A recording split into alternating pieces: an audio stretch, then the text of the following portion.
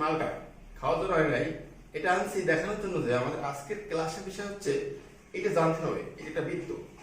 আমি তুলনা করছি এটা বৃত্ত, বৃত্ত পুরো গোল এরকম একটা সার্কেল। আমি আজকে তোমাদের দেখাবো, এটা নিয়ে আলোচনা করব। এই বৃত্ত সম্পর্কিত নবম দশম শ্রেণীর সাধারণ যেটা অধ্যায় আছে সেটা হচ্ছে পরিমিতি।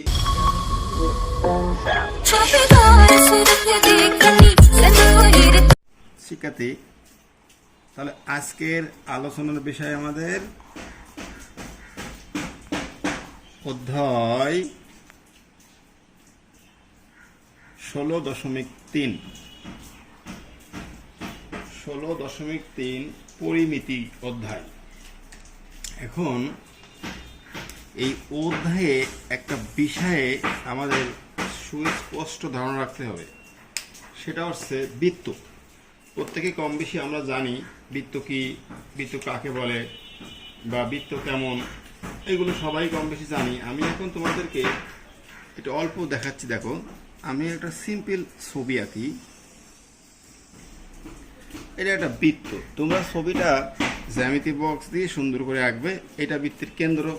দেখো, এই ছবিতে আমি যদি বলি যে আসলে বৃত্ত জিনিসটা কি, যে নির্দিষ্ট বিন্দুকে কেন্দ্র করে সমান দূরত্ব বজায় রেখে যে সার্কেলটা আঁকা হয় সেটাই বৃত্ত, মানে যে বক্ররেখাটা আঁকা হয় এটাকে বলি বৃত্তের কেন্দ্র। তোমাদের চিনতে হবে যে বৃত্তের কেন্দ্র কি। কেন্দ্র থেকে এই যে অংশটা, এটাকে বৃত্তের পরিধি বলে। অংশটাকে পরিধির যে কোনো অংশে একটা টান যদি দেওয়া হয়, যোগ করা হয়, তাহলে এইটুকুকে বলা হয় বৃত্তের ব্যাসার্ধ।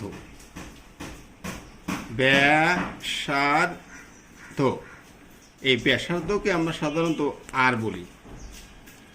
এখন দেখো, যদি আমি এইখান থেকে আবার এইটুকু যোগ করি, টোটাল যেটা হলো, অবশ্যই এটাও একটা ব্যাসার্ধ। এর অর্থ কি? ব্যাসের অর্ধ। তাহলে আমি এখন স্পষ্ট হলাম যে এই একটা ব্যাসার্ধ, এই একটা ব্যাসার্ধ, এই দুইটা মানে এইখান থেকে এইটুকু প্লাস এখান থেকে এইটুকু, এইটুকুর যোগফল, এইটুকু সব যোগ করলে এটাকে বলা হয় ব্যাস। ব্যাসকে আমরা ডি বলতে পারি, আবার বলতে পারি দেখো আর প্লাস আর 2r। তা মনে হয় 2r বলাটাই ভালো হবে। তাহলে আমরা এই অধ্যায়ে সমস্ত অঙ্কে ব্যাসটাকে 2r বলবো। এইটুক কথা আমি বলছি, আমি আর বেশি আলোচনা করব না। আমাদের এই সম্পর্কিত আলোচনা বৃত্ত অধ্যায়ে বিস্তারিত করেছি, তোমরা সেখান থেকে দেখে নিও। আমি এখন এই অধ্যায়ের প্রয়োজনীয় সূত্রাবলী লিখবো, এরপরে অঙ্ক প্রয়োগ করবো, কীভাবে অঙ্ক অ্যাপ্লাই করতে হয়। নেক্সট শিক্ষার্থী, তাহলে প্রত্যেকটা অধ্যায়ে আমাদেরকে সূত্র সম্পর্কে জানতে হবে। আমি লিখি প্রয়োজনীয় সূত্র বলি। ভালো করে জানো, গণিতে সূত্রের বিকল্প কিছু নাই। তুমি যদি সূত্র বলো তো তুমি হবে অঙ্কের বস, আর বাকিরা খাবে টমেটো সস। প্রয়োজনীয় সূত্রাবলী আমি এখন লিখবো তোমাদের সামনে, তোমরা ভালো করে খেয়াল করবে। সূত্রাবলী 1, মানে এই অধ্যায়ে যে সমস্ত সূত্র লাগবে। নাম্বার 1, বৃত্তের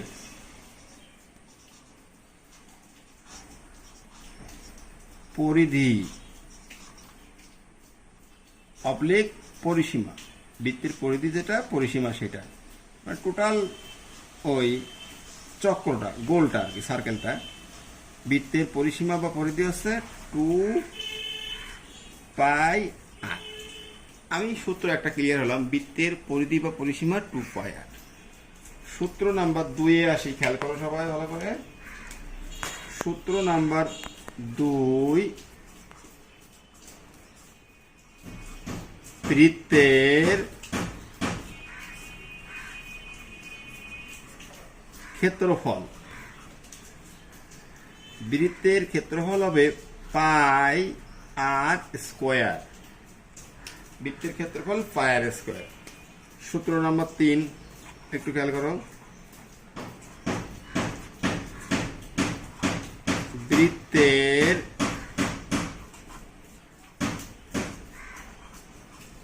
চাপের দৈর্ঘ্য, বৃত্তের চাপের দৈর্ঘ্য এস বলি, S equal phi r theta by 180, pi into r into theta by 180। এরপরে আমরা আসবো বৃত্তাংশ বা বৃত্তকলার ক্ষেত্রফল। শিক্ষার্থী,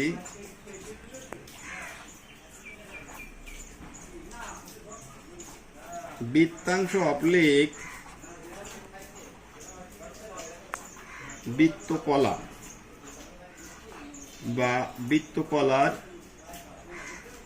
ক্ষেত্রফল, বৃত্তাংশ বলা যায়, বৃত্তকলা বলা যায়, ইকুয়াল সূত্র সবাই খেয়াল করো, theta by 360 into pi r square.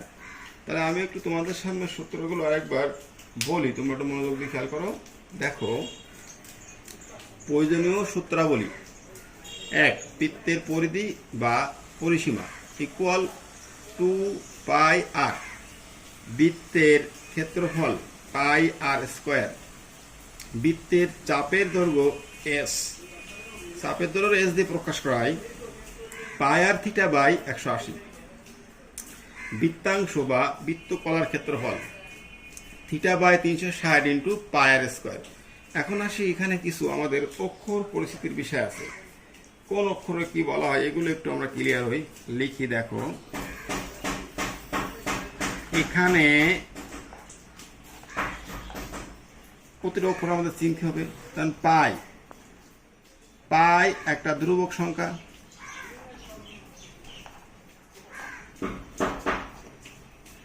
এটার একটা ফিক্সড মান আছে, সবাই আমরা এটা ব্যবহার করি সাধারণত 3.1416।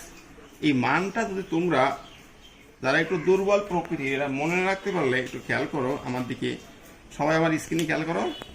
আমি প্রথমে ক্যালকুলেটরটা অন করি, এই যে অন করছি, দেখো অন করার পরে অন হয়েছে। এরপরে আমরা শিফট বাটনে চাপ দেবো, শিফট, এ দেখো এই শিফট বাটনের চাপ দিলাম, এটা একদম নিচের দিকে চলে আসি, ইএক্সপি, ইএক্সপির নিচে দেখো পাই লেখা আছে, ইএক্সপিতে চাপ দিলাম। স্ক্রিনে দেখো সবাই ভালো করে খেয়াল করো, পাই লেখা উঠছে, মানে পায়ের মান আসবে। এখন কিভাবে? ইকুয়াল চাপতে হবে, ইকুয়াল চাপ দিলাম। স্ক্রিনে খেয়াল করো 3.1415 আমার চলে আসছে। 4-এর পরে গেলে 1 যোগ করতে, সেই অনুপাতে আমি 1 যোগ করছি, 3.1416। তাহলে পায়ের মানটা আমাদের মনে রাখতে হবে, না পারলে ক্যালকুলেটর থেকে আমরা বের করে নেব। তাহলে আমরা স্পষ্ট হয়ে গেলাম যে পাই একটা ধ্রুবক, তার মান 3.1416। নেক্সট, এখন আমার অক্ষর পরিস্থিতি হলো আর। আর তো আমি আগেই শিখে আসছি, ব্যাসার্ধ, আর হচ্ছে ব্যাসার্ধ। এখানে আরেকটা অক্ষর অচেনা আছে তোমার কাছে, থিটা। থিটা হচ্ছে কোণের পরিমাণ বা কোণ। তাহলে মোটামুটি এই ছিল আমার অক্ষর পরিস্থিতি। যে কি শিখলাম আমি এখান থেকে? দেখো, আমি শিখলাম পাই ধ্রুবক, আর ব্যাসার্ধ, থিটা, কোণ। এই হলো আমার এই অধ্যায়ের প্রয়োজনীয় সূত্রাবলী। তোমরা এখন ভালো করে একটু এক নজরে সূত্রগুলো দেখো, আমি অঙ্কে আসি। সবাই মনোযোগ দাও এবং খাতার সাথে বারবার মিলিয়ে নাও। সূত্র 3টা, বৃত্তের পরিধি, 4টা, বৃত্তের পরিধি, বৃত্তের ক্ষেত্রফল, বৃত্তের চাপের দৈর্ঘ্য, বৃত্তাংশ বা বৃত্তকলার ক্ষেত্রফল। সর্বশেষে এখানে পায়ের একটা মান দেওয়া আছে, আর ব্যাসার্ধ, থিটা, কোণ। নেক্সট অঙ্কে শিক্ষার্থী, আমরা সবাই বোর্ড বই বা তোমাদের পাঠ্যপুস্তকে সবাই বইটা খোলো, 317 পেজ বের করো, করে 1 নম্বর অঙ্কে একটা চোখ বোলাও। 317 পেজ 1 নম্বর অঙ্ক 16.3। দেখো, একটি বৃত্তচাপ কেন্দ্রে 30 ডিগ্রি কোণ উৎপন্ন করে। বৃত্তের ব্যাস 126 সেমি হলে চাপের দৈর্ঘ্য কত? ভালো করে বুঝি, কোণ দেওয়া আছে 30 ডিগ্রি, ব্যাস দেওয়া আছে 126, চাপের দৈর্ঘ্য। অঙ্কটা আমরা সলভ করি। শিক্ষার্থী, তাহলে আমরা প্রবেশ করছি অধ্যায় 16.3। সবাই একটু খেয়াল করো, যেন এদিক ওদিক মন দিও না। 16.3 এই অধ্যায়টা আমরা শুরু করছি। সবাই আমরা 1 নম্বর অঙ্ক পড়ছি, এখন আমরা অঙ্কে আসি। আসলে কি বলছে এখানে? অঙ্ক নাম্বার 1। আমরা প্রশ্নে পড়ছিলাম কি, বৃত্তচাপ কেন্দ্রে 30 কোণ উৎপন্ন করে। কেন্দ্রে 30 কোণ, তাহলে আমরা শিখছি কোণটাকে বলা হয় থিটা। তাহলে কি এরকম ধরি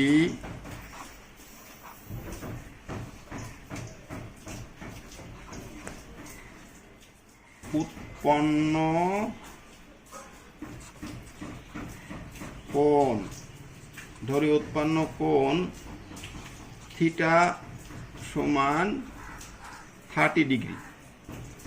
এরপরে আছে বৃত্তের ব্যাস। লিখি আমরা বৃত্তের ব্যাস। বৃত্তের ব্যাসকে আমরা কি শিখছি, 2r দিয়ে প্রকাশ করা শিখছি। বৃত্তের ব্যাস 1 to 6 সেন্টিমিটার, এটা আমার দেওয়া আছে। ব্যাস থাকলে আমাদের কি বের করতে হবে, ব্যাসার্ধ। অতএব বৃত্তের ব্যাসার্ধ আর ব্যাস থেকে ব্যাসার্ধ বের করার নিয়ম 2 দিয়ে ভাগ। ব্যাসার্ধ মানে ব্যাসার্ধ, ব্যাসের অর্ধ। 126 ভাগ 2, সবাই ক্যালকুলেটর চাপো, আসবে 63 এত সেন্টিমিটার। ব্যাসার্ধের মান পেলাম। তাহলে আমরা প্রশ্নের চাহিদাগুলো আমাদের দেওয়া হয়ে গেছে, যে উৎপন্ন কোণ থিটা, এরপর বৃত্তের ব্যাস 2r সমান 126, বৃত্তের ব্যাসার্ধ r সমান ব্যাস ভাগ 2 63। এখন আমার প্রশ্নটা ছিল চাপের দৈর্ঘ্য। তাহলে লিখবো কি, অতএব চাপের দৈর্ঘ্য। শিখছি কি, চাপের দৈর্ঘ্য এস দিয়ে প্রকাশ করা হয়। S equal hot, S equal hot. এখন আমরা অঙ্কটা একটু সলভ করি, সবাই মনোযোগ দাও। লিখব জানি বৃত্তের, সবাই লিখবো এরকম, বৃত্তের, জানি বৃত্তের চাপের দৈর্ঘ্য এস ইকুয়াল, সূত্র পাই আর থিটা বাই 180। এই হলো আমার সূত্র। এখন দেখো প্রত্যেকটা মান কিন্তু আমার দেওয়া আছে। আমি একটু এদিক করে লিখি, আমার সুবিধা হবে তাহলে বোর্ডটাতে। এই পায়ের মান তো আমরা জানি 3.1416 ইন্টু আর এর মান একটু খেয়াল করলে তোমরা বুঝবে, একটু উপরেই দেখো আর এর মান দেওয়া আছে। আর এর মান 63। তাহলে আর এর মান লিখবো 63। থিটা প্রথম দিকে খেয়াল রাখে একটু, থিটার মান দেওয়া আছে 30 ডিগ্রি। থিটার মান 30 বাই 180। এখন শিক্ষার্থী সবাই একটু আমরা ক্যালকুলেটর ধরি, প্রত্যেকে ক্যালকুলেটর তোমরা নিজেরা পারো সবাই ধরতে। আমার প্রথমে আছে কত, 3.1416 গুণ 63 গুণ 30 ইকুয়াল দাও। স্ক্রিনে লেখা আসছে কত, 5937624। এই সব আমরা এখন লিখবো। তাহলে আমরা এটা খাতায় লিখি শিক্ষার্থী। তাহলে আমরা এখন ক্যালকুলেটর দেখে দেখে মানটা লিখবো। আমাদের আসছিল কত, আমরা এটা লিখি এখন। আসছে 5937.624, এটা আসছিল। আর নিচে আছে কত, 180। সবাই এখন কি করবো, এই মানটি 180 দিয়ে ভাগ করবো বাই 180। সবাই ক্যালকুলেটর চাপো, 180 দিয়ে ভাগ করলে আসবে 32.986। তাহলে আমরা দশমিকে 3 দশমিক রাখছি এবং দশমিকের 5-এর উপরে আছে। 1 যোগ করলে কত আসবে, 32.987 এত সেমি।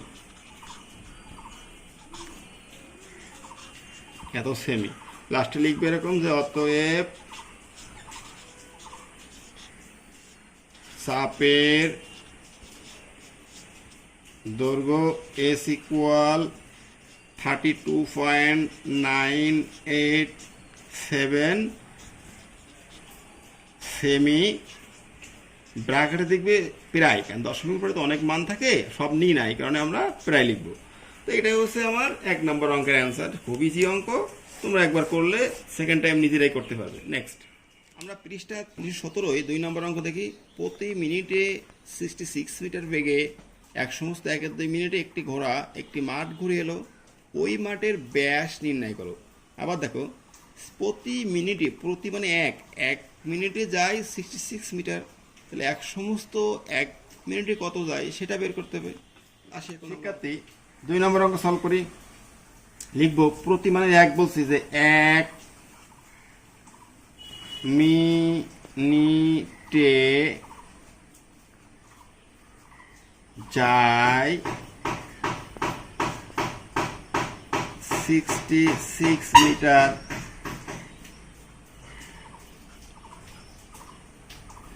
অতএব কোশ্চেনে বলা আছে এক সমস্ত 1-2, বা এটা কি করে ভাঙতে হবে, 2-1-2 যোগ 1, মানে নিচেটার সঙ্গে গুণ করতে হবে, উপরটার সাথে যোগ করতে হবে, 2-1-2 আর 3, বা 3/2 মিনিটে যায় 66 গুণ 3/2 মিটার। এখানে অনেক স্টুডেন্ট এরকম করে যে গুণ হবে না ভাগ হবে। সিম্পল বিষয় মনে করো যে একটি কলার দাম 5 টাকা, তাহলে 4টি কলার দাম কত হবে, বেশি হবে না? একটি কলার দাম 5 টাকা, 4টি কলার দাম 20 টাকা, গুণ হচ্ছে। তাহলে 1 মিনিটে যায় এত মিটার, এত মিনিটে যায় কত, বেশি যাবে, গুণ হচ্ছে, এটা গুণ করতে হবে। তাহলে এখন রেজাল্টটা কত আসে দেখি একটু আমরা।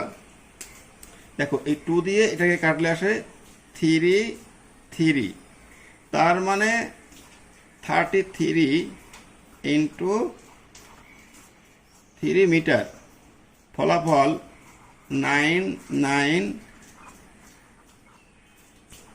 মিটার। এত মিনিটে ঘোড়াটি এত মিটার যায়, মানে সে পুরো মাঠটা 1.5 মিনিটে একটা মাঠ ঘুরে আসছে। এখন খেয়াল করো, যেহেতু ঘোড়াটা মাঠ ঘুরছে, তাহলে পরিধি সমান পথ যাচ্ছে। এখন আমরা লিখবো কিছু কথা, সবাই লিখো। যেহেতু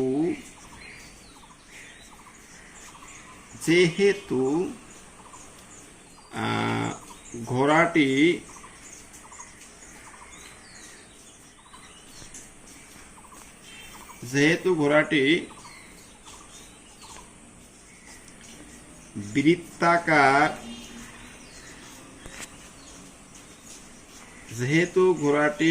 বৃত্তাকার, মাঠ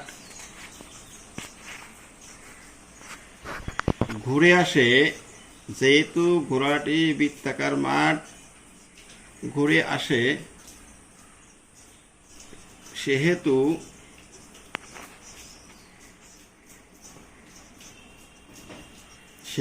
ঘোড়াটি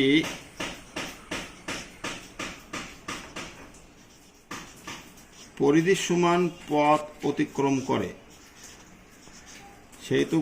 পরিধির সমান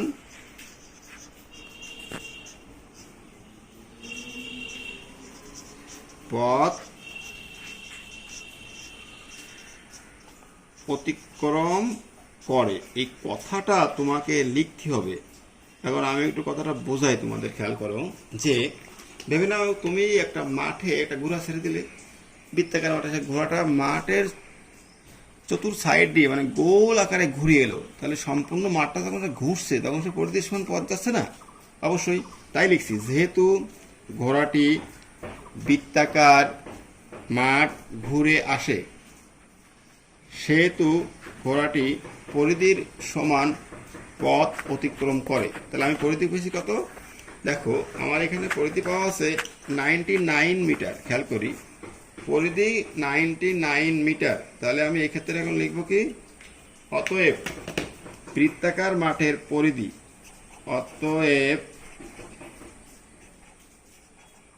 বৃত্তাকার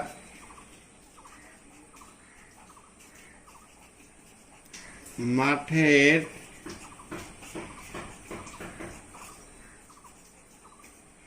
পরিধি 99 মিটার। এটা আমরা স্পষ্ট হয়ে গেলাম। বৃত্তাকার মাঠের পরিধি 99 মিটার। এখন লিখব জানি। দেখো জানি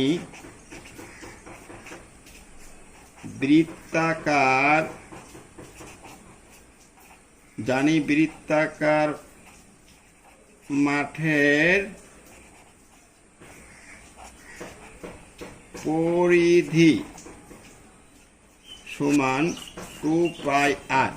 ভালো করে বুঝো, এখানে আমরা দেখতে পাচ্ছি যে বৃত্তাকার মাঠের পরিধি আমার কাছে আছে 99, আর আমি এইমাত্র হিসাব নিকাশ করে পেলাম সূত্র অনুসারে বৃত্তাকার পরিধি 2πr। তাহলে কি করতে পারি, শর্ত মতে এইটা সমান এটা দিব।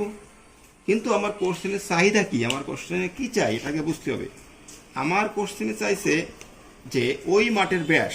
তাহলে এখন লিখব যে ধরি মাঠের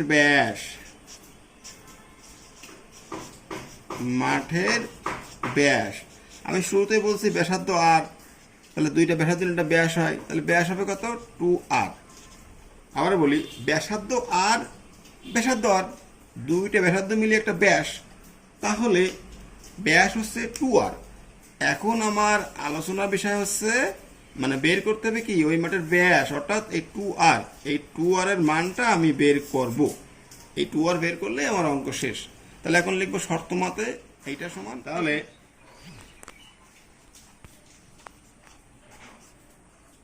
শর্ত মতে 2πr ইকুয়াল 99, বা আমার লাগবে ব্যাস মানে কি ছিল 2r লাগবে। তাহলে 99 ভাগ পাই। এখন লিখি 99 ভাগ পাই। পায়ের মান সবাই জানি 3.1416 ইকুয়াল, সবাই নিজেদের ক্যালকুলেটরও কাজ করে, ক্যালকুলেটরে প্রত্যেকে কাজ করবে। 99 ভাগ 3.1416 ইকুয়াল চাপে রেজাল্ট আসবে 31.512। 31.512 লিখি তাহলে 31.512 31 খেয়াল করি 31.512। এটা কিসের মান পেলাম 2r। তাহলে অতএব এই 2rটাকে আমরা বলছিলাম কি বৃত্তের ব্যাস। অতএব বৃত্তের ব্যাস ইকুয়াল 31.512 এত মিটার। এটাই আমাদের অ্যান্সার। শিক্ষার্থী খেয়াল করি আমি ভালো করে 3 নাম্বার, একটি বৃত্তাংশের ক্ষেত্রফল 77 বর্গমিটার এবং বৃত্তের ব্যাসার্ধ 21 মিটার। বৃত্তচাপটি কেন্দ্রে যে কোণ তৈরি করে তা বের করো। নেক্সট 4, একটি বৃত্তের ব্যাসার্ধ 14 সেমি, বৃত্তচাপ কেন্দ্রে 75 কোণ উৎপন্ন করে। বৃত্তাংশের ক্ষেত্রফল। তাহলে এখানে দেখো 3-4 অঙ্কের কোয়ালিটি ধরন একই রকম, শুধুমাত্র 3 নাম্বার বৃত্তাংশের ক্ষেত্রফল দেওয়া আছে আর এটা ক্ষেত্রফল বের করতে হবে। তাহলে আমি তোমাদের 3 করে দিই, কারণ আমি যদি 3 সলভ করি তোমরা 4 নিজেরাই পারবে। 3 নাম্বার অঙ্ক 3 নাম্বার কি বলছিলাম, বৃত্তাংশের ক্ষেত্রফল দেওয়া আছে। লিখি দেখো দেওয়া আছে, সবাই লেখো দেওয়া আছে বৃত্তাংশের ক্ষেত্রফল ইকুয়াল 77 বর্গমিটার।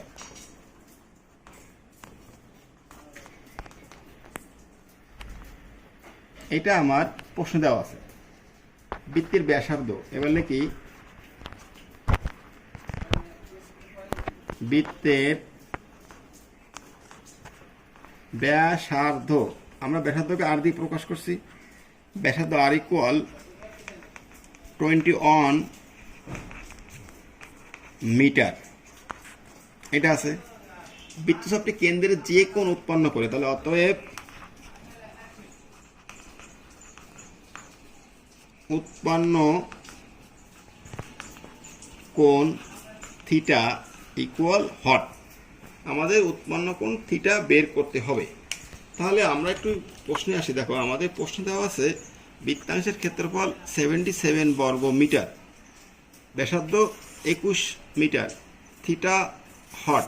যদি আমি এরকম বের করতে পারি যে বৃত্তাংশের ক্ষেত্রফল যদি আমি সূত্র অ্যাপ্লাই করি, তাহলে এই সূত্র থেকে যেটা পাবো সেটা ইকুয়াল লিখবো কি 77। দেখো শিক্ষার্থী, জানি আমরা সূত্রে শিখছি কি যে জানি